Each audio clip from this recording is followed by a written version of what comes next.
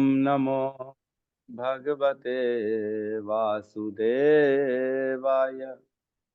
ओम नमो भगवते वासुदेवाय। ओम नमो भगवते वासुदेवाय। नारायण नमस्कृत्य नरं चैव नरोत्तमं देवीं सरस्वतीं व्यासं ततो जयमुदीरये। नष्टप्रायेषु भद्रेषु नित्यं भागवत सेवया भगवती उत्तम श्लोके भक्तिर्भवती नैष्टिकी। श्रवणतां स्वकतः कृष्ण पुण्यश्रवण कीर्तनः हृदयन्तस्थो हि भद्राणि विदुनोति सुहृत् सताम्। कृष्णाय वासुदेवाय देवकी नंदनाय च नंद गोपकुमाराय गोविंदाय नमो नमः। जय श्री कृष्ण चैतन्य प्रभु नित्यानंद। जय श्री कृष्ण चैतन्य प्रभु नित्यानंद। श्री अद्वैत गदाधर श्रीवासादि गौर भक्त वृंद। हरे कृष्णा कृष्णा कृष्णा हरे हरे, हरे राम राम राम हरे हरे। हरे कृष्णा कृष्णा कृष्णा हरे हरे, हरे राम राम राम हरे हरे। हरे कृष्णा कृष्णा कृष्णा हरे हरे, हरे राम राम राम हरे हरे। तो सभी का स्वागत है प्रातःकालीन श्रीमद् भागवतम के सत्र में। और 7वें अध्याय में हम प्रवेश कर चुके हैं। 7वें अध्याय का कल हमने 37 नंबर श्लोक किया है। 37 तो कल हमने पढ़ा 35, 36, 37 तीन श्लोकों को हमने पढ़ा कल। तो एक बार फटाफट इसका रिवीजन कर देते हैं। 35 में भगवान जो है ना, अब अर्जुन को उसको कन्विंस कर रहे हैं, उसको ये बता रहे हैं कि तुम कैसे भी करके जो है ना इसका वध करो। तो अलग अलग तरह से तर्क दे रहे हैं और अर्जुन को कहना चाह रहे हैं कि तुम इसको छोड़ो मत, इसका वध कर दो। तो 35 में कह रहे हैं कि भगवान श्री कृष्ण ने कहा, हे अर्जुन, इस ब्रह्म बंधु को छोड़कर तुम दया मत दिखलाओ, क्योंकि इसने सोते हुए निर्दोष बालकों का वध किया है। सोते हुए निर्दोष ऐसे बालक। दान और 36 कहते हैं ऐसे दाना नहीं किया इसको। 36 में कहते हैं, जो मनुष्य धर्म के सिद्धांतों को जानता है वह ऐसे शत्रु का वध नहीं करता जो असावधान, नशे में उन्मत्त, मनोरोगी, सोया हुआ, डरा हुआ या रथ विहीन हो। ना ही वह किसी बालक, स्त्री, मूढ़ प्राणी अथवा शरणागत जीव का वध करता है। तो ऐसे 10 लोग होते हैं जिनका वध नहीं करना चाहिए, लेकिन इन 10 में वो नहीं है। अश्वत्थामा को मार दो। फिर 37 में कहते हैं, ऐसे क्रूर तथा दुष्ट व्यक्ति जो दूसरे दूसरे दूसरों के प्राणों की बलि पर पलता है, उसका वध किया जाना उसके लिए ही हितकर है, अन्यथा अपने ही कर्मों से उसकी उसकी अधोगति होती है। तो कल हमने चर्चा करी थी कि जो दूसरे के प्राणों का वध करता है, जो पशु का भी वध करता है, इवन वो कौन से कुंभी पाक नरक में जाता है। और जितने उस पशु के शरीर में रोहे होते हैं उतने सालों तक नरक में रहता है। और अगर यही गाय माता को अगर वो वध करता है तो उतने हजार सालों तक वो नरकों में वास करता है, कुंभी पाक नरक में। बहुत खतरनाक है। एक वध करने का सोचो, इतना खतरनाक अगर हमको रिएक्शन मिलने वाला है, रिजल्ट मिलने वाला है, तो इतने सारे अगर कोई वध कर दे तो क्या होगा उसका। वो तो कल्पों कल्पों तक बाहर निकल नहीं पाएगा नरकों से। खाली वो भोगते रहेगा भोगते रहेगा। ये तो खाली वध की जो है असर है, बाकी भी तो जीवन में कितने सारे पाप करते हैं। ठीक है, तो हम आज श्लोक नंबर 38 में प्रवेश करते हैं। मैंने पहले ही बताया था 35, 36, 37, 38, 39 इन 5 श्लोकों में भगवान अर्जुन को ये कन्विंस करेंगे, उनको कैसे भी करके उत्साहेंगे, उकसा रहे हैं कि तुम उसका वध कर लो। लेकिन अर्जुन उसका वध नहीं करता है। तो ये खुलासा होगा 40 नंबर श्लोक में कि क्यों वध नहीं करता है। ठीक है, श्लोक में प्रवेश करते हैं, सब साथ में आज दोहराएंगे। 1, 37, 38।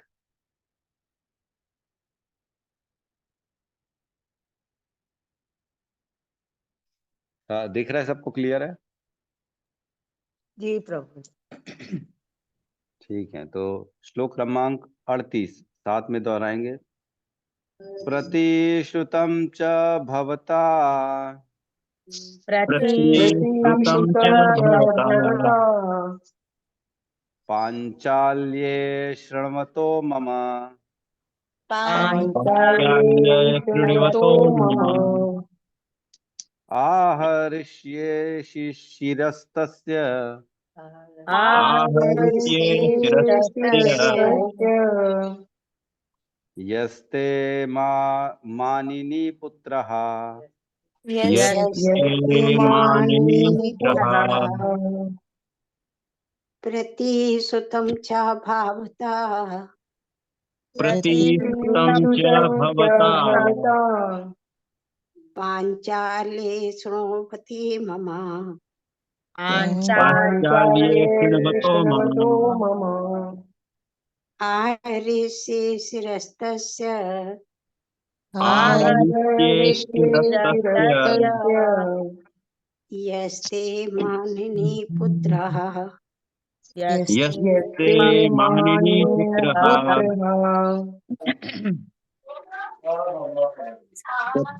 प्रतिश्रुतं च भवता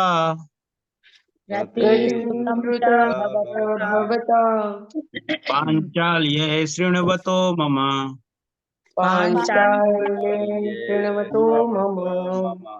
आहरिष्ये शिरस्तस्य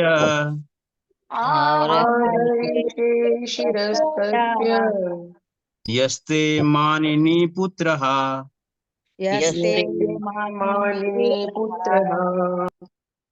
अनुवाद।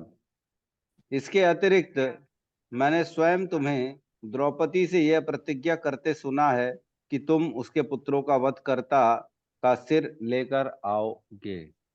ओम अज्ञानतिमिरन्धस्य ज्ञानाञ्जन शलाकया चक्षुरुन्मिलितं येन तस्मै श्री गुरुवे नमः। चैतन्य मनोभीष्टं स्थापितं येन भूतले स्वयं रूप कदा मह्यं ददाति स्वपदान्तिकम्। वन्देऽहं श्रीगुरु श्रीयुतपदकमलं श्रीगुरून् वैष्णवांश्च श्रीरूपं सागरजातं सहजन रघुनाथान्वितं तं सजीवं साधवैतं सावधूतं परिजन सहितं कृष्ण चैतन्य देवं श्री राधा कृष्ण पादान् सहगण ललिता श्री विशाखान्वितांश्च। हे कृष्ण करुणा सिंधु दीनबंधु जगतपते गोपेश गोपिका कांता राधा कांत नमस्तुते। तप्त कांचन गौरांगी राधे वृंदावनेश्वरी वृषभानुसुते देवी प्रणमामि हरिप्रिय। वाञ्छाकल्पतरुभ्यश्च कृपा सिन्धुभ्य एव च पतितानां पावनेभ्यो वैष्णवेभ्यो नमो नमः। नमो विष्णुपादाय कृष्णपृष्ठाय भूतले श्रीमते भक्तिवेदांत स्वामीति नामिने। नमस्ते सरस्वते देवे गौरवाणी प्रचारिणे निर्विशेष शून्यवादी पाश्चात्य देशतारिणे। जय श्री कृष्ण चैतन्य प्रभु नित्यानंद श्री अद्वैत गदाधर श्रीवासादि गौर भक्त वृंद। हरे कृष्णा कृष्णा कृष्णा हरे हरे हरे राम राम राम हरे हरे। हरे कृष्ण। तो यहाँ कह रहे हैं प्रतिश्रुतम च भवता। प्रतिश्रुतम मीन्स प्रतिज्ञा। प्रतिज्ञा तुम्हारे द्वारा ली गई है। प्रतिश्रुतम च भवता, तुमने प्रतिज्ञा करी है। क्या? पांचाल्ये श्रमतो मम। पांचाली के सामने, जो द्रौपदी है जिसके 5 पति है पांडव, उनको पांचाली भी कहते हैं। और पांचाली के सामने तुमने प्रतिज्ञा ली है। और क्या किया है? श्रमतो मम, मैंने सुना है। कृष्ण कह रहे हैं अर्जुन को कि मैंने सुना है तुमने प्रतिज्ञा ली है। क्या प्रतिज्ञा ली है? आहरिष्ये शिरस्तस्य, मैं अवश्य सिर लेके आऊंगा, है ना। आहरिष्ये शिरस्तस्य यस्ते मानिनः पुत्रः, उसका सिर लाऊंगा जिसने तुम्हारे पुत्रों का वध किया है। ये कौन कह रहे हैं? अर्जुन को कृष्ण कह रहे हैं कि मैंने सुना है, मैंने खुद अपनी कानों से सुना है भाई, तुमने प्रतिज्ञा ली थी हैं द्रौपदी के सामने कि मैं जा रहा हूं और उसका सर काट के लेके आऊंगा जिसने तुम्हारे पुत्रों का वध किया है। वचन निभाने की बात कह रहे हैं यहाँ पे। वचन निभाओ। क्षत्रिय देखो वचन के मामले में बड़े जबरदस्त होते हैं, खतरनाक होते हैं। वचन उनको निभाना ही पड़ता है। जो एक बार वचन दे देते हैं उनको पूरा करना ही चाहिए। तो एक बार ना छोटी सी एक स्टोरी सुना रहा हूँ मैं। एक बार क्या होता है, युधिष्ठिर जब ना काफी युद्ध में उसको घाव लग जाते हैं, किसके द्वारा होते हैं मैं भूल रहा हूँ। तो अगले दिन अर्जुन से एक्सपेक्ट किया जाता है कि अर्जुन उसको खदेड़ेगा, उसका वध कर देगा, जिसने युधिष्ठिर को काफी घाव दिए थे। लेकिन अर्जुन ऐसा कुछ नहीं कर पाता है। तो युधिष्ठिर के पास आता है अर्जुन मिलने, उसके घाव को देखने के लिए। तो अर्जुन को युधिष्ठिर बोलते हैं, तुमने कुछ नहीं किया आज, कुछ उसका वध क्यों नहीं किया? बोले फेंक दो तुम ये गांडीव, तुम लायक नहीं हो इस गांडीव के, गुस्से में बोल दिया। अब क्या था, अर्जुन जो था ना, उन्होंने वचन लिया था कि जो भी मेरे गांडीव के लिए कुछ बोलेगा मैं उसका वध कर दूंगा। वध कर दूंगा।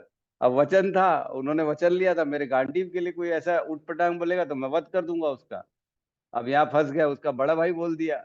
अब उन्होंने तलवार निकाल ली अपने बड़े भाई के सामने, युधिष्ठिर के सामने, कि अब मेरे को इसका वध करना पड़ेगा, क्योंकि मैंने वचन दिया है कि जो मेरे गांडीव के लिए उटपटांग बोलेगा मैं उसका वध कर दूंगा। तो कृष्ण है, कृष्ण आ गए बीच में, बोले क्या कर रहे हो? बोले मैं वचनबद्ध हूँ कृष्ण, मैंने वचन लिया है, जो गांडीव के लिए बोलेगा मैं उसका वध कर दूंगा। तो बोले ये तुम्हारा बड़ा भाई है। बोले मैं क्या करूं, मैं फंस चुका हूँ वचन में। तो बोले एक काम करो, तुम युधिष्ठिर का जो है ना उपहास करो, उसका मजाक उड़ाओ, निंदा करो उसकी। तो जो निंदा करता है ना, उसको मृत्यु का पाप लगता है। जिसने पीठ पीछे किसी की निंदा करी ना, गलत सलत गंदा गंदा बोला, उसको उसकी मृत्यु का पाप लगता है। तो बोले तुम एक काम करो, तुम ऐसा कर लो, उसकी निंदा कर लो, तो तुमको वही मृत्यु का पाप लग जाएगा। तो फिर उसने ऊटपटांग बोल दिया युधिष्ठिर के लिए, गंदा गंदा बोल दिया। तो निंदा हो गई, कहने का बात खत्म हो गई। फिर अब उसने क्या किया, अब बोले मैं अपने बड़े भाई के लिए इतना गंदा गंदा बोला हूं, अब मैं आत्महत्या करूंगा, कि अब मैं रह नहीं सकता इस संसार में, क्योंकि मैं अपने बड़े भाई के लिए इतना गंदा गंदा बोला। तो वो जाता है अपने तलवार, उसी तलवार को लेके अब बोलता है मैं अपना गला काटूंगा। तो फिर कृष्ण बोलते हैं कि नहीं नहीं ऐसा मत करो, तुम एक काम करो, अपने मुंह से अपनी बढ़ाई करो, अपने मुंह से तुम अपनी वाहवाही करो, बहुत ऊट पटांग अपनी जो है प्रशंसा करने लगो अपने मुख से। तो बोले ऐसा करने से खुद की मृत्यु का पाप खुद को लगता है, तुम खुद को मार रहे हो, ऐसा काम कर रहे हो। तो फिर उन्होंने अपनी मुंह से अपनी प्रशंसा करना चालू कर दिए। तो इस प्रकार कृष्ण ने उसको बचा लिया, देखो।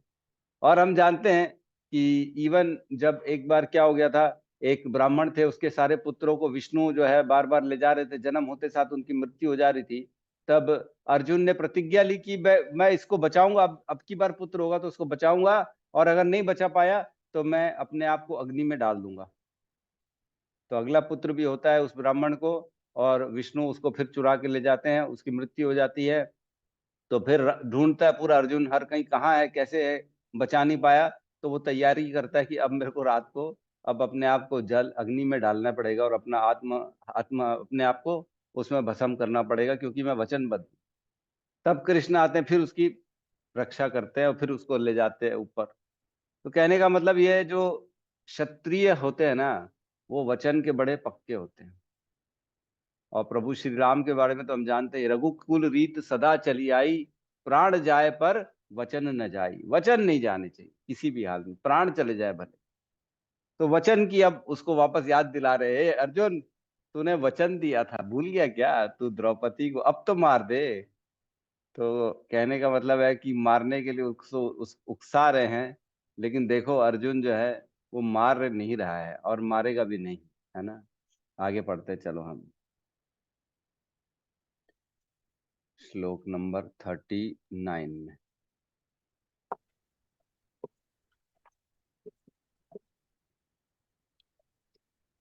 साथ में दोहराएंगे। तदसो वध्यताम पाप, तदसो तत्सो वध्यं पाप तदसो वध्यताम पाप, तदसो तदसौवध्यतां पाप पाप आततायात्म बंधुहा, आततायात्मबन्धुः भर्तुश्च विप्रियं वीर, भर्तुश्च विप्रियं वीर कृतवान् कुलपांसन, कृतवान् कुलपांचनः तदसो बध्यतां पाप तदसौ वध्यतां पाप आततायात्मबन्धुः आतायात्मबन्धुः भर्तुश्च विप्रियं वीर भर्तुश्च विप्रियं वीर वीतवान् कुलपांशनः प्रीतवान् कुलपांसनः हरे कृष्ण। तत्सौवर्यता पाप तदसो तदसौ वध्यतां पाप आत्मबन्धुः आतायात्मबन्धुः भर्तुश्च विप्रियं वीरकृतवान् भर्तुश्च विप्रियं वीर कुलपासनां कृतवान् कुलपांसनः। अनुवाद। यह आदमी तुम्हारे ही कुल के सदस्यों का हत्यारा तथा वध करता आतताई है। यही नहीं, उसने अपनी स्वामी को भी असंतुष्ट किया है। वह अपने कुल की राख कुलांगर है। तुम तत्काल इसका वध कर दो। तो यहाँ पे कह रहे हैं कि फिर रीजन दे रहे हैं कि तुम इसका वध कर दो, है ना। ये क्या है? ये तदसो वध्यताम पाप। अब इस आदमी का वध मारा तत तो अब यदि तुम इसको नहीं, मतलब इसको तुम मारो कैसे भी करके। आतताय आत्मन बंधुहा, मतलब ये इतना आतताई है कि इसने तुम्हारे ही पुत्रों को मारा है। ऐसा नहीं कि दूसरे के पुत्रों को मारा है ना, ऐसा नहीं है। पांचों पुत्र पांडवों के माता जी का बार बार अनम्यूट हो जाता है। तो यहाँ कह रहे हैं कि तो इसने तुम्हारे ही पुत्रों का वध किया, इसलिए तुम इसको मारो। कई बार होता है ना, राजा को बोला है दूसरे के पुत्र को मारा है, हमारे प्रजा के पुत्र को मारा है, लेकिन इसने तो डायरेक्ट तुम्हारे पुत्रों को मारा है, इसलिए मार दो। भर्तुश्च विप्रियम वीर। और क्या किया इसने? भर्तुश्च मतलब इसका जो स्वामी है, अश्वत्थामा का स्वामी कौन है? दुर्योधन। विप्रियम विप्रियम वीर, उसको भी उसने अप्रसन्न किया है। विप्रियम वीर, उस योद्धा का भी जो है असंतुष्ट किया है। उसको कैसे असंतुष्ट किया है? क्योंकि उसने जो पांडु पुत्रों को मार दिया, उसके लिए तो स्वयं जो है दुर्योधन भी जो है निंदकीय थे। उन्होंने कहा ऐसा निंदनीय कार्य किया है कि तुमने, कि मेरा अपयश होगा अब चारों ओर, तुमने बहुत गलत काम किया। और क्या कारण है? उसका जो स्वामी है दुर्योधन, उसकी वध भी अश्वत्थामा के कारण ही हुआ, उसकी मृत्यु भी अश्वत्थामा के कारण हुई। दुर्योधन को ये आशीर्वाद मिला था कि जब वो एक ही समय खुश भी होगा और दुख भी होगा, तब उसके प्राण निकल जाएंगे। कैसा कैसा अलग अलग आशीर्वाद मिलता है लोगों को। उसको मिलता है इच्छा मृत्यु का, इसको मिलता है जब खुश होगा और दुख होगा दोनों एक समय होगा, तब तेरे प्राण निकलेंगे। तो जब उसको बताता है कि मैंने पांडवों का वध कर दिया, तो बड़ा प्रसन्न होता है दुर्योधन। वाह, क्या काम किया तूने, बहुत शानदार काम किया। ला दिखा भीम का सर दिखा मेरे को। तो भीम का जब सर देता है तो वो भीम के पुत्र का होता है और तुरंत टूट जाता है। तो वो दुखी हो जाता है दुर्योधन, मतलब खुशी भी हुई और दुखी भी, दोनों हो गया एक साथ। तो उसके प्राण निकल गए, मर गया। तो यहाँ क्या है? भर्तुश्च विप्रियम वीरा, आपने अपने अपने स्वामी के लिए भी अप्रिय कार्य किया है। और क्या है? कृतवान कुल पांसनः, और क्या किया है? आपने अपने कुल की भी उपासना करी है। किसने? अश्वत्थामा ने अपने कुल का भी नाम डुबा दिया है। क्या बोलते हैं? कुल का जो है, कुल कुल में कुल का गंदा करने वाले को क्या कहते हैं? अनम्यूट ही नहीं होगा, ठीक है। कुल का कलंक, कुल का कलंक बोलेंगे ना, कुल कलंक जो है वो है ये अश्वत्थामा। तो अश्वत्थामा कौन से कुल से है? वो द्रोणाचार्य के पुत्र है। द्रोणाचार्य एक महान गुरु थे, कुल नाशी। यस, द्रोणाचार्य एक महान गुरु थे और उन्होंने ऐसे ऐसे कार्य किए, अद्भुत कार्य किए। द्रोणाचार्य ने सोचो दृष्टद्युम्न जो द्रौपदी का भाई था, और वो दृष्टद्युम्न द्रुपद महाराज का पुत्र था, और द्रुपद महाराज की दुश्मनी थी द्रोणाचार्य से। तो द्रुपद महाराज ने अग्नि से पुत्र और पुत्री उत्पन्न किए थे, दृष्टद्युम्न और द्रौपदी। तो दृष्टद्युम्न जो उत्पन्न हुआ वो इसी कारण से हुआ कि वो द्रोणाचार्य का वध करेगा। और दृष्टद्युम्न जो था वो शिक्षा लेने के लिए भी द्रोणाचार्य के पास जाता है, और शिक्षा जब द्रोणाचार्य से लेता है तो द्रोणाचार्य को मालूम था कि ये उत्पन्न ही मेरे वध के लिए आया है, तो भी द्रोणाचार्य ने उसको ज्ञान दिया, पूरा का पूरा शस्त्र विद्या क्या ज्ञान दिया। ऐसे महान थे द्रोणाचार्य। और क्या महान कार्य किया द्रोणाचार्य ने। द्रोणाचार्य से जब पूछा गया महाभारत के समय कि आपका वध कैसे होगा, तो द्रोणाचार्य ने बता भी दिया कि मेरा वध कैसे होगा। बोले जब मुझे अगर ये खबर फैल गया, ये खबर मिल गई कि मेरा पुत्र मर गया, तो मैं बड़ा पुत्र से आसक्त हूँ और मेरे हाथ से मेरे शस्त्र छूट जाएंगे, तभी मेरा कोई वध कर सकता है। लेकिन जब तक मेरे हाथ में शस्त्र है तब तक तो मेरे को कोई मार नहीं सकता, किसी में इतनी हिम्मत नहीं है कि मेरे को मार सके। तो उन्होंने खुद ने बता दिया था कि मैं कैसे जो है मेरा वध हो सकता है। मतलब ऐसे कुल का क्या किया इन्होंने, इन्होंने ऐसे कुल का कलंक बन गया, मतलब उसने कुल का नाम खराब कर दिया अश्वत्थामा ने। ठीक है। तो और बता रहे हैं यहाँ पे कि बहुत अच्छी चीज एक लिखी है तात्पर्य में, लिखा है यद्यपि वे शत्रु पक्ष में चले गए थे, कौन, द्रोणाचार्य, फिर भी समस्त पांडव उनका सम्मान करते थे। लेकिन फिर भी समस्त पांडव उनका सम्मान करते थे, और अर्जुन तो युद्ध आरंभ होने के पूर्व उन्हें नमस्कार भी किया था। तो जब युद्ध प्रारंभ हो रहा था उसके पहले अर्जुन ने जाके द्रोणाचार्य को प्रणाम किया था। युधिष्ठिर ने भी जाके द्रोणाचार्य और भीष्म पितामह को दोनों को प्रणाम किया था और आशीर्वाद प्राप्त किया था कि विजयी भव। अब दोनों बताओ, सामने विरोधी पार्टी वाले को नमस्कार कर रहे हैं, प्रणाम कर रहे हैं, और वो उनको आशीर्वाद दे दे विजयी भव, तो ये कितनी बड़ी विचित्र बात है। तो इस प्रकार द्रोणाचार्य ने और भीष्म पितामह ने आशीर्वाद भी दिया था, इतने महान थे। और ऐसे दोनों थे जिनके कारण जो है उनका कुल का जो है बड़ा नाम होता था, द्रोणाचार्य के कुल का। ठीक है, तो हम अगले श्लोक में प्रवेश करते हैं। अब यहाँ तक जो है ना, केवल भगवान ने अश्वत्थामा के लिए यही समझाया अर्जुन को कि तुम इसका वध करो। 35, 36, 38, 35, 36, 37, 38, 39, यहाँ 5 श्लोकों में अर्जुन को बस यही बोल रहे हैं कि तुम जो है कैसे भी करके इनका वध करो, क्योंकि ये वध के ही लायक है। अब आगे जो है ना हम आंसर समझेंगे कि क्या चक्कर है, कि क्यों नहीं मार रहा, इतना कुछ बोल रहे भगवान। तो भगवान तो बोलते तो तुरंत हमको भगवान के काम कर देने चाहिए बिना सोचे समझे। तो यहाँ अर्जुन क्यों नहीं कर रहे बिना सोचे समझे काम। ठीक है, तो 40 नंबर श्लोक में प्रवेश करेंगे।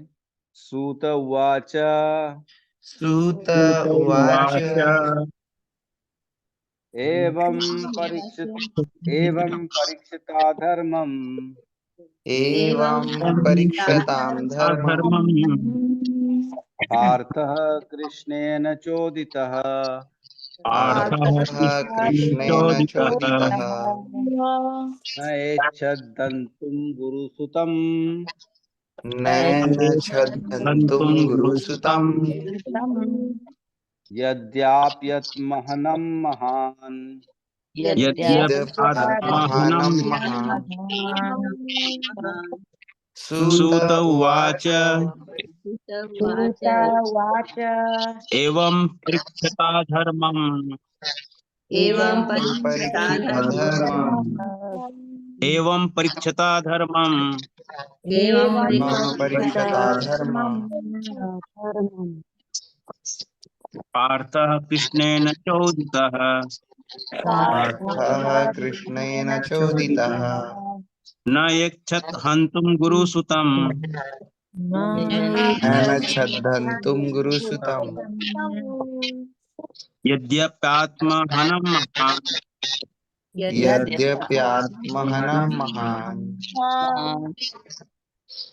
सूत उवाच सूत उवाच एवं परीक्षतां धर्मम् एवं परीक्षता धर्मम् पार्थः कृष्णेन चोदितः पार्थः कृष्णेन चोदितः नैनच्छद्धन्तुं गुरुसुतम् नक्षत्रं गुरुसुतं यद्यप्यहात्महनं महान् यद्यप्यात्महनं महान्। अनुवाद।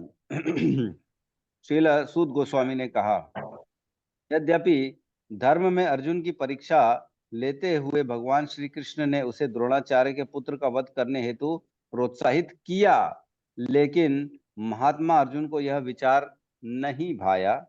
यद्यपि अश्वत्थामा अर्जुन के ही कुटुंबियों का नृशंस हत्यारा था। अब देखो यहाँ पे बड़ा विडंबना है, विपरीत स्थिति है। पिछले 2 श्लोकों पहले हमने पढ़ा कि किस प्रकार अर्जुन की आंखें तांबे की तरह लाल हो गई थी, याद है ना। श्लोक नंबर 33 में हमने पढ़ा था, तांबे के 2 लाल तप्त गोलों के समान क्रोध से प्रज्वलित आंखों वाले अर्जुन ने अत्यंत दक्षता पूर्वक गौतमी के पुत्र को बंदी बना लिया और उसे रस्सियों से पशु की तरह बांध लिया था। तो जैसे पशु को बांधते हैं, जानवर को बांधते हैं, वैसे बांध दिया था। बकरी, भेड़ बकरी को बांधा जाता है, वैसे अर्जुन ने अश्वत्थामा को बांध दिया था और उसकी दोनों आंखें तांबे की तरह लाल हो गई थी। इतना क्रोध था। क्यों? क्योंकि उसने उसके पुत्रों का, 5 पुत्रों का वध किया। अब इतना क्रोध होने के बाद भी और कृष्ण के बोलने के बाद भी वो वध नहीं कर रहा है, जबकि हमने क्या सुना है, जो कृष्ण बोले वो कर दो बिना सोचे समझे, है ना। भगवत गीता में भी आता है ना, अर्जुन बोलते हैं, नष्ट मोहा स्मृतिर लब्धा तव प्रसाद मया अच्युता स्थितो अस्मि गता संधे करिष्ये वचनम तव। अब मैं, आप जो बोल रहे वही करूंगा मैं। आप जो बोलोगे तो मार दूंगा। अब करिष्ये वचनम तव, आप जो बोलोगे बस फाइनल है, मेरे को कोई मतलब नहीं है सही है नहीं है गलत है क्या है, क्योंकि कंफ्यूज था। वहां पे तो बोल दिया करिष्ये वचनम तव, वहां तो बोल रहा था और लड़ाई भी किया, सबको मार भी दिया। अब यहाँ पे भगवान बोले जा रहे तो भी नहीं मार रहा है, क्या चक्कर है? ऐसी क्या बात हो गई?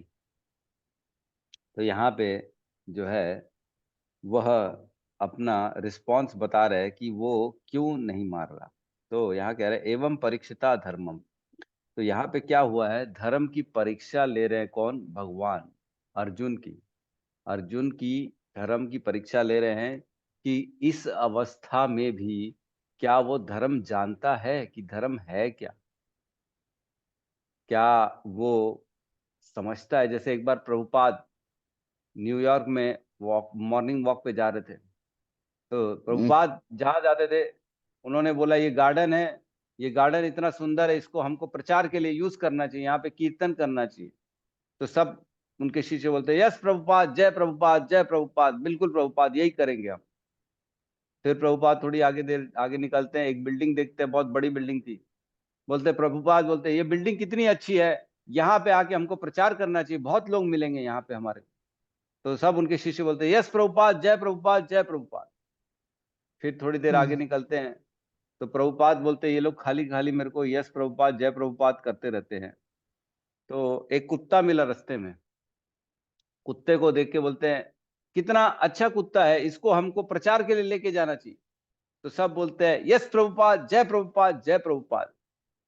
तो प्रभुपाद समझ गए ये लोग कुछ समझते नहीं, खाली यस प्रभुपाद, जय प्रभुपाद करते, उसके पीछे का कारण भी नहीं जानते, जानना चाहते भी नहीं है, खाली आंख में पट्टी बांध के जो मैं बोल रहा हूँ बस यस प्रभुपाद, जय प्रभुपाद, जय प्रभुपाद करते। ऐसा नहीं होना चाहिए।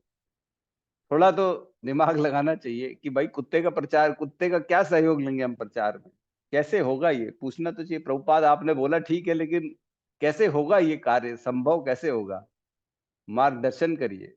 तो ऐसा होना चाहिए कि आंख तो खोलो, दिमाग खोलो। बोलते हैं surrender with intelligence, don't surrender your intelligence, है ना। गुरु के पास कैसे हमको सरेंडर करना है?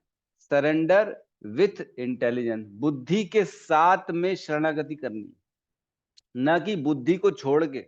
बुद्धि की शरणागति नहीं करनी, बुद्धि छोड़ दिए टोटल। ऐसा नहीं करना। Surrender with intelligence, don't surrender your intelligence. अपनी खुद की दिमाग को नहीं छोड़ना है।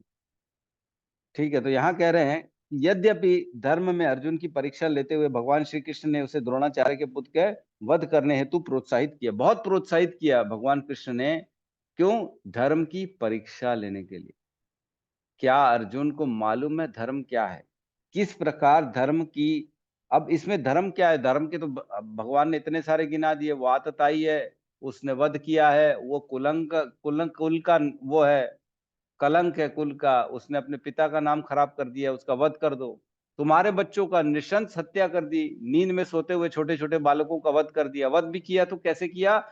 सरी काट के लेके गया, देखने को तक नहीं मिला उनका चेहरा आखिरी में।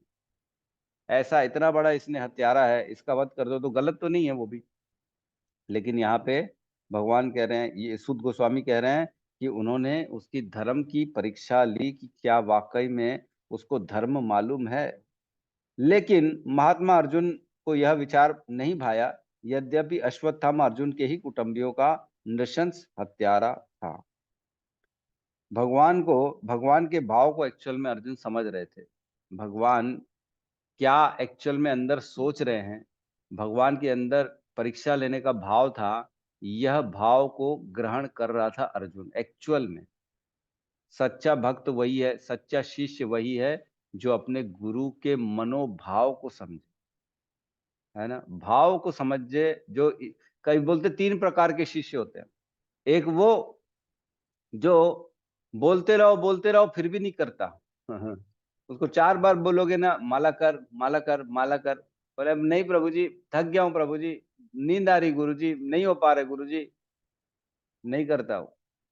और एक वो शिष्य होता है, एक बार बोलो 16 माला रोज करनी है तो वो रोज 16 माला करेगा बिना बोले, बार बार रोज करेगा बिना बोले। और एक वो होता है गुरु का शिष्य जो गुरु के भाव को जानता है, बिना बोले कर देता है, इशारों में समझ जाता है गुरु क्या चाहते हैं मेरे, उनको क्या चाहिए, उनको क्या मेरे से एक्सपेक्टेशन है, वो क्या चाहते हैं मैं क्या करूं, मात्र इशारे से समझ जाता। तो यहाँ अर्जुन भगवान के भाव को डायरेक्टली समझ रहा था कि भगवान का भाव क्या है। भगवान मेरी परीक्षा लेना चाह रहे हैं और भगवान देखना चाह रहे हैं कि ऐसी विकट परिस्थिति में भी मेरा दिमाग चल रहा है कि नहीं चल रहा है। तो ये समझ रहा था अर्जुन, इसलिए अर्जुन ने उनका अभी तक वध नहीं किया। मारने की इच्छा जो है वैसे इच्छा भी नहीं करी। यहाँ लिखा है न इच्छदंतुम गुरु सुतम, उनकी इच्छा ही नहीं थी कि गुरु के पुत्र को मारने की। तो क्यों नहीं हो रही थी इच्छा, जबकि भगवान ने इतना बोला इतना बोला? क्या कारण लगता है आप लोगों को, क्यों नहीं उसने जो है मारा? हैंड रेस करेंगे। ब्राह्मण पुत्र था प्रभु जी। अच्छा, ब्राह्मण पुत्र था इसलिए उसकी इच्छा नहीं। यस, ठीक है। यस, श्री रघुनाथ दास जी कहिए। वो गुरुपुत्र था प्रभु जी। गुरु पुत्र था, यस, ये पॉइंट है, गुरु पुत्र था। वो ब्राह्मण बंधु था, वो तो क्लियर हो गया कि वो ब्राह्मण का पुत्र है, लेकिन ब्राह्मण बंधु है, ब्राह्मण के गुण उसके अंदर नहीं है। लेकिन वो क्या है, बेसिकली गुरु पुत्र है। और अर्जुन अपने गुरु के प्रति बहुत कृतज्ञ थे, बहुत ज्यादा कृतज्ञ थे। वो गुरु द्रोण को मतलब बहुत ज्यादा सम्मान करते थे, बहुत ज्यादा उनके आभारी थे। यस, तप्त कांचनी माता जी, आप कुछ कहना चाहती हैं? प्रभु जी प्रश्न है, प्रश्न पूछ के लिए सकते थोड़ा सा हैं? हाँ वेट ठीक। करिए, थोड़ा सा एंड में लेते हैं प्रश्न को। तो गुरु के प्रति बहुत ज्यादा उसका श्रद्धा थी, और गुरु के सम्मान के कारण वो ये नहीं कर पा रहा था। क्यों? क्योंकि वो जानता था कि उसका अस्तित्व गुरु के कारण है। अर्जुन जो आज है वो गुरु के कारण। और ये कौन है? अश्वत्थामा, ये मेरे गुरु का पुत्र है।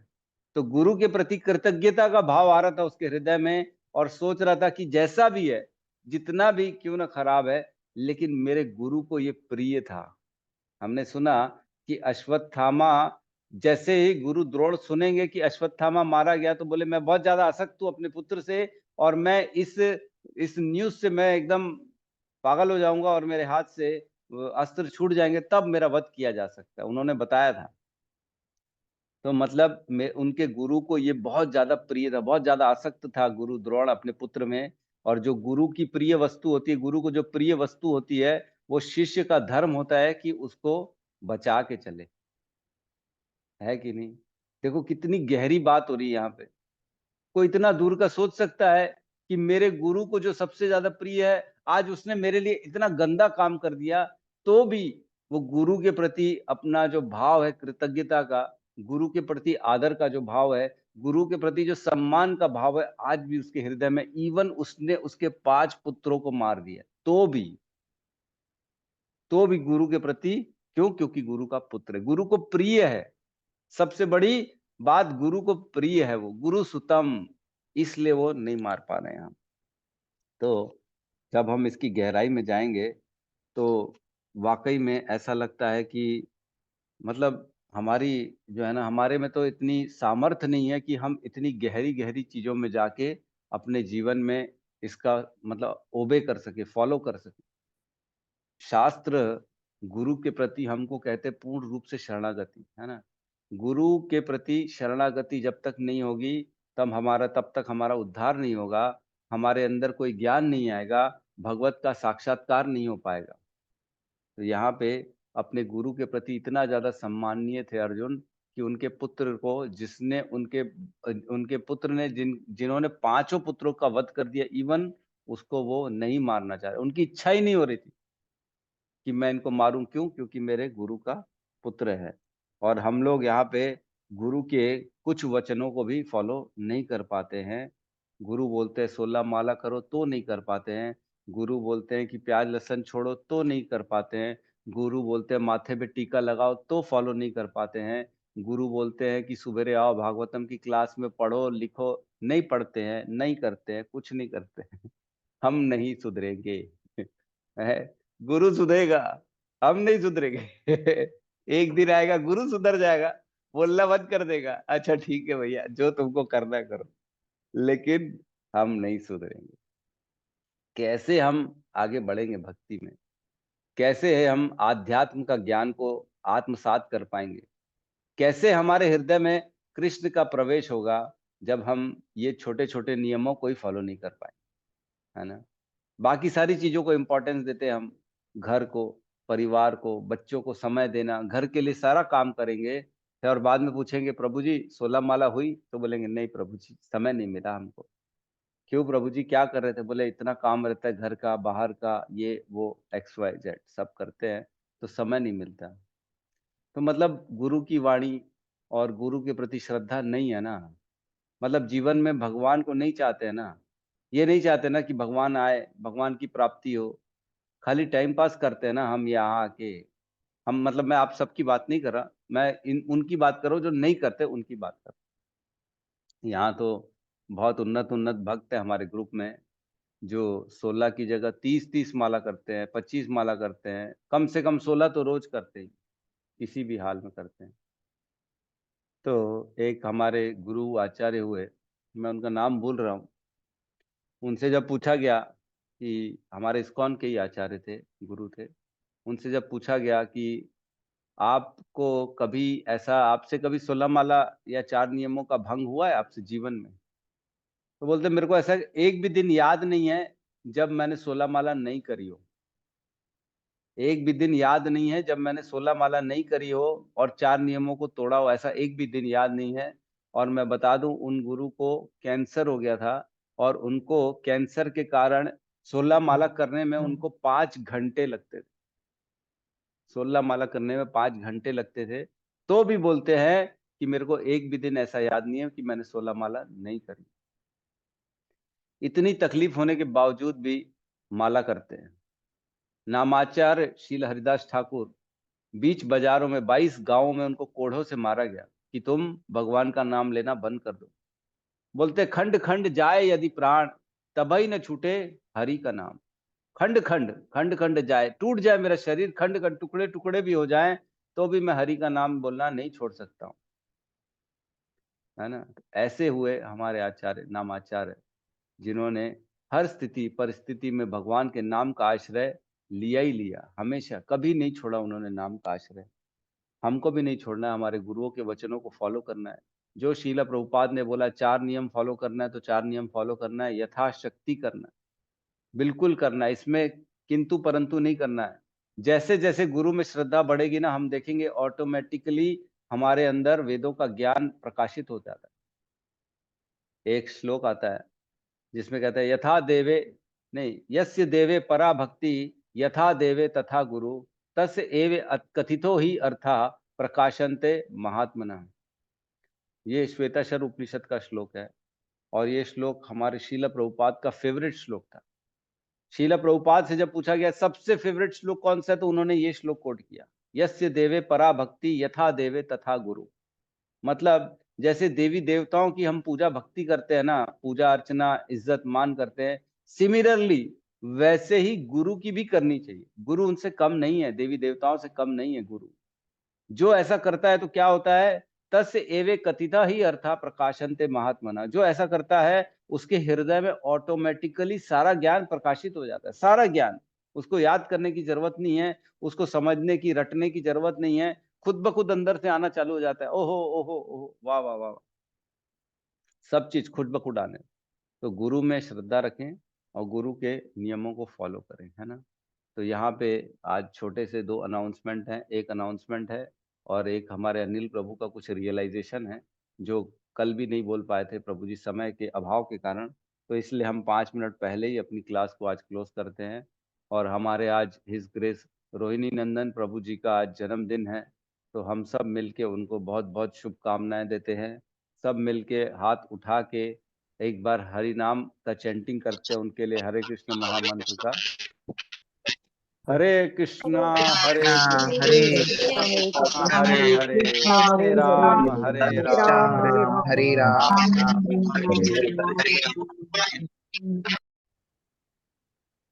जी प्रभु जी, बहुत बहुत धन्यवाद। सबसे पहले प्रभु जी, मैं रोहिणी नंदन प्रभु को मैं हैप्पी कृष्ण कॉन्शियस बर्थडे कहना चाहूंगा। आप हमेशा स्वस्थ रहें, खुश रहें और कृष्ण भक्ति में आगे बढ़ें। और मैं सभी को बता देना चाहूँ कि रोहिणी नंदन प्रभु के साथ आप रहेंगे ना, तो सबसे जो मोस्ट इम्पोर्टेंट जो गुण है वो आप सीख सकते हैं, वो है नम्रता का भाव। कि हमको हर परिस्थिति में विनम्र कहते रहें, नम्र रहें, कि हम प्रभु जी से सीख सकते हैं। और मैंने जितने टाइम उनके साथ टाइम स्पेंड किया है, हमेशा उनका जो नम्रता का भाव है ना, मुझे बहुत अच्छा लगता है और लोगों को प्रेरित भी करता है। क्योंकि इतने ऊंचे अहदे पे आने पे, हर चीज संपन्न होने के बावजूद अगर आपके अंदर नम्रता नहीं है तो फिर कोई मतलब नहीं है। लेकिन इसके अपवाद है हमारे रोहिणी नंदन प्रभु जी। तो आपका बहुत बहुत हैप्पी कृष्ण कॉन्शियस बर्थडे प्रभु जी। और जैसे कि हम चर्चा कर रहे थे विगत 2 दिनों से, प्रभु जी ने जैसे बताया, हृदय माधवाचार्य प्रभु जी ने, हमने चर्चा की गाय वध कितना बड़ा पाप है। हमने चर्चा की गाय वध नहीं करना चाहिए, नहीं परचेज करना चाहिए, या फिर उसमें किसी प्रकार से सहयोग नहीं करना चाहिए। तो इसी कड़ी में एक स्टोरी आती है आज से लगभग 5200 साल पहले, मतलब हम बात कर रहे हैं द्वापर युग की। ये आपको उल्लेख मिलता है गर्ग संहिता में, और हो सकता है हम आगे भागवत में भी इसको हम सुने प्रभु जी के द्वारा। तो ये उस समय की बात है जब भगवान श्री कृष्ण जस्ट गाय चराना स्टार्ट करते हैं। मतलब उनकी एज रही होगी 6-7 साल के करीब। अब जब कंस को पता चलता है कि भाई अब गाय चराने जा रहे हैं, अब इतने दिन तक हम बहुत प्रयास किए, पूतना को भेजे, अनेक अनेक राक्षसों को भेजे, फिर भी उनका वध नहीं कर पाए। ये अच्छा आ, मौका है कृष्ण को मारने की। तो उन्होंने एक प्लान किया कि भाई कृष्ण तो है, उनके साथ उनके गायें भी हैं, बाल सखा भी हैं, तो क्यों ना उनके झुंड में उत्पात मचा दिए, कोलाहल मचा दिया जाए, सबको डिस्टर्ब करें और लगे हाथ भगवान कृष्ण को भी हम वध कर देंगे, ऐसा उनका भाव रहता है। तो उन्होंने एक राक्षस को भेजता है, राक्षस का नाम है अधिष्ठासुर। अब अधिष्ठासुर क्या बोलता है, मैं तो ऐसे जाऊंगा तो मुझे कोई भी पहचान लेगा। तो उन्होंने क्या करते हैं, उन्होंने बैल का रूप धारण करते हैं, मतलब बैल के रूप में वो उस झुंड में प्रवेश करते हैं। अब चूंकि बैल के रूप में वो झुंड में प्रवेश करते हैं, कोई उनको पहचान नहीं पाता है। अब जैसे ही वो प्रवेश होता है, अब वो तो है बैल का रूप, लेकिन उसकी जो वृत्ति क्या है, राक्षस की। अब राक्षस का काम है उत्पात मचाना। तो जैसे ही गाय के झुंड में प्रवेश करते हैं, तो गायों में पूरा हाहाकार मच जाती है, उनको ना मतलब बहुत बेचैनी होती है, विचलता आती है ना। तो अपनी शक्तियों से वो गायों को भगाता था, उनको कष्ट पहुंचाता था, बाल सखाओं को कष्ट पहुंचाता था, तो अनेक अनेक वो अदृश्य रूप में वो सब करता था। तो जब ये सब होता है तो पूरा गाय इधर उधर हो जाती है, सब अपना जो मूल स्थान है वो छोड़ के इधर उधर भगते हैं। तो भगवान कृष्ण को ये पता चलता है कि इस गाय के झुंड में कोई ना कोई तो है।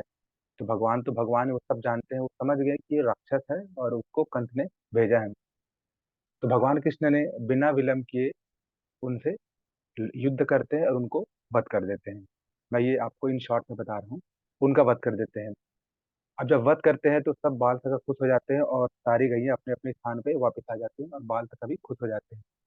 लेकिन जब दूसरे दिन जब राधा रानी को पता चलता है तो वो बहुत दुखी होती हैं। बोलते कृष्ण हम आपसे बात नहीं करेंगे। तो भगवान कृष्ण ने बोला क्यों?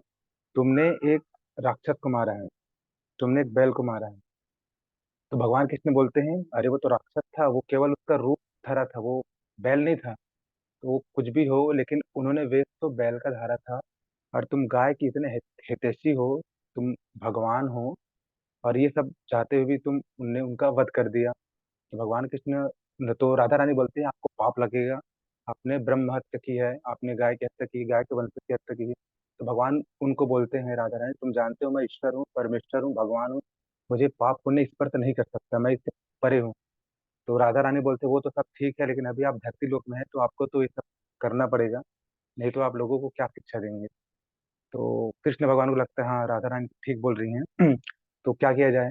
तो राधा रानी बोलती है आपको समस्त तीर्थों में स्नान करना पड़ेगा।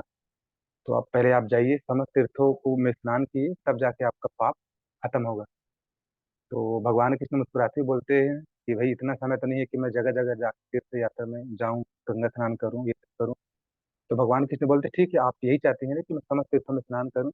तो उन्होंने अपने बांसुरी का इस्तेमाल करते हैं और उसी समय यथावत जो जिस जगह पे वो थे वहीं पर बांसुरी के माध्यम से खुदाई करते हैं, मतलब एक छोटा सा कुंड बनाते हैं।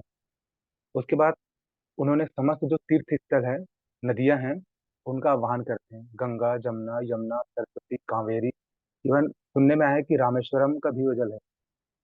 तो भारत भूभाग में जितने भी पवित्र जो जल हैं उनका उसमें समावेश होता है, मतलब वो आह्वान करते हैं तो वो जल रूप में प्रकट होती हैं। अब भगवान कृष्ण उसमें स्नान करते हैं, स्नान करने के बाद बाहर निकलते हैं।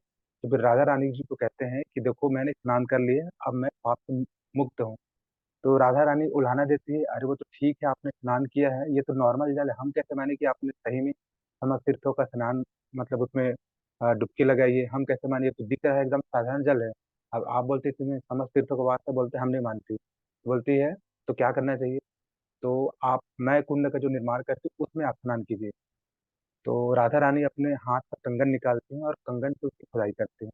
खुदाई करने के बाद बोलती है अब इसमें समस्त तीर्थों को मैं आह्वान करती हूँ। तो राधा रानी के कहने पर फिर से समस्त जो पवित्र नदियां हैं गंगा जमुना यमुना सरस्वती उसमें प्रवेश करती हैं।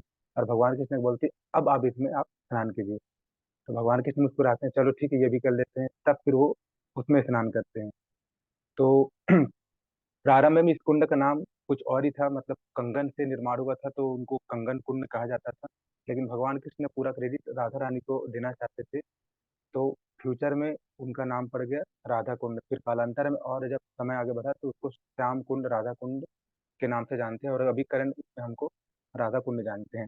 और हम जानते हैं कि राधा कुंड की जो उत्पत्ति हुई है वो अहोई अष्टमी के दिन हुई है, जबकि हमने कुछ माह पहले मनाया था अहोई अष्टमी। और इसके अलावा जो राधा कुंड है उसका जो जल होता है सफेद कलर का होता है, और जो श्याम कुंड का जो जल है वो है काले कलर का होता है। और इसमें सबसे जो इम्पोर्टेंट जो रोल है, जैसे कि माधवाचार्य प्रभु जी हमको कई बार बताए हैं कि जितनी भी जो प्रमुख घटनाएं घटित होती हैं, चाहे राक्षसों को उद्धार हो, चाहे कुछ भी ऐसा कुछ होता है आध्यात्मिक कार्य, तो उसमें नारद जी का बहुत बड़ा रोल रहता है। तो इसमें जो राधा कुंड की उत्पत्ति हुई है तो भगवान कृष्ण ने परामर्श दिया था नारद जी से कि भाई मैंने ऐसा ऐसा पाप किया, मुझे क्या करना चाहिए। तो नारद जी के कहने पे, नारद जी के उपदेश देने से भगवान कृष्ण ने वहां पर कुंड का निर्माण किया था और समस्त तीर्थों का आह्वान किया था। तो इससे हम देख सकते हैं कि प्रारंभ में जो गाय की वैल्यू कितनी है, और गाय को वध करना भले वो राक्षस रूप में क्यों ना हो, हमको उनका वध नहीं करना चाहिए। तो बस यही आपसे शेयर करना चाहता था ये राधा कुंड के बारे में और गौ हत्या के बारे में कि भाई कितना इम्पोर्टेंट कि हमको गाय वध नहीं करना चाहिए। और इस प्रकार से राधा रानी हमको कितनी बड़ी सीख दी कि हमेशा गैयों का संरक्षण करना चाहिए, पालन करना चाहिए, उनका हित होना चाहिए, और हमेशा उनका लालन पोषण करना चाहिए। हरे कृष्ण प्रभु। हरे कृष्णा। बहुत बहुत धन्यवाद प्रभु जी का, बहुत सुंदर कथा सुनाई। राधा कुंड श्याम कुंड जो गिरिराज गोवर्धन की परिक्रमा में आता है, और दोनों जुड़े हुए हैं, राधा कुंड और श्याम कुंड जुड़े हुए हैं, बस लगे हुए एक दूसरे से और जी बराबर एकदम। बैल की हत्या की थी तब जाके राधा रानी नाराज हो गई थी, तब उन्होंने सारे तीर्थों का आह्वान किया था, तब ये इसका निर्माण किया श्याम कुंड का। और उसके बाद में फिर बाजू में ही राधा रानी और उनकी सखियों ने राधा कुंड का निर्माण किया। बिल्कुल सही है, जी, बहुत बहुत सुंदर कथा। तो हम यहाँ पे आज अब क्लोज करते हैं आज के यश श्री रघुनाथ दास जी कहिए। प्रभु जी, राधा कुंड में हम स्नान कर सकते हैं कि नहीं? क्योंकि अभी मैं नहीं गया नहीं था नहीं, तो किया था। नहीं कर सकते। अच्छा, तो प्रभु जी, वो जो राधा कृपा कटाक्ष में वो आगे 12वां श्लोक के नीचे जब हम पढ़ते हैं तो शिव जी जैसे कि गारंटी लेते हैं कि जो अपने नाभि तक या कंधे तक या गले तक जल में डूब करके 100 बार राधा कृपा कटाक्ष का पाठ करेंगे तो जो भी रिद्धि सिद्धि जो भी मिलेगी। तो प्रभु जी, कहीं ना कहीं तो भोलेनाथ भी इसका मतलब गारंटी ले रहे हैं। तो ठीक है, स्नान नहीं करें, लेकिन वैसा अगर पाठ कर सकते हैं क्या वैसा? नहीं, हम एक्चुअल में जल के अंदर हमको स्पर्श नहीं करना है। हम एक्चुअल में उस कैटेगरी, हम उस अवस्था को प्राप्त नहीं है, अभी उतने शुद्ध नहीं है कि उस जल में प्रवेश कर पाए। तो हमारे आचार्यों द्वारा मना है अभी फिलहाल तो जब आपकी स्थिति आएगी तब आप अपने गुरु से पूछ के आप उनकी परमिशन लेके आप जा सकते हैं। ऐसे नहीं जाएंगे क्योंकि हम लोग अपवित्र हैं, गंदे रहते हैं, गंदे विचार रहते हैं। तो जब हम अपने आप को उतना शुद्ध कर लेंगे तब हम वहां जा सकते हैं, है ना। तो आप अपने गुरु से चर्चा करके जब वो परमिट करे तब आप जाइए, नहीं तो न जाइए। जी प्रभु जी। हम्म, ठीक है। ठीक है, तो हम यहाँ पे पैर भी नहीं डाल सकते, यस पैर भी नहीं डाल सकते हम, स्पर्श मतलब ऐसे खाली आचमन कर सकते हैं। राधा कुंड में पैर भी नहीं डाल सकते, पैर स्पर्श नहीं कर सकते, बिल्कुल सही है। तो यहाँ पे हम क्लास को क्लोज करते हैं, सब मिलके हरे कृष्ण महामंत्र का जाप कर लेते हैं। हरे कृष्णा हरे हरे कृष्णा कृष्णा हरे हरे कृष्णा राम कृष्णा हरे हरे, कृष्ण हरे राम हरे हरे राम, राम हरे राम राम हरे हरे। हरे हरे समस्त भक्त नमस्ते वृंद की जय। गुरु श्रील जगत गुरु प्रभुपाद की श्रील प्रभुपाद की जय। जय। निताई गौर प्रेमानंदे, हरि हरि हरि बोल, हरि बोल। बोल हरि हरि हरि हरि। बोल।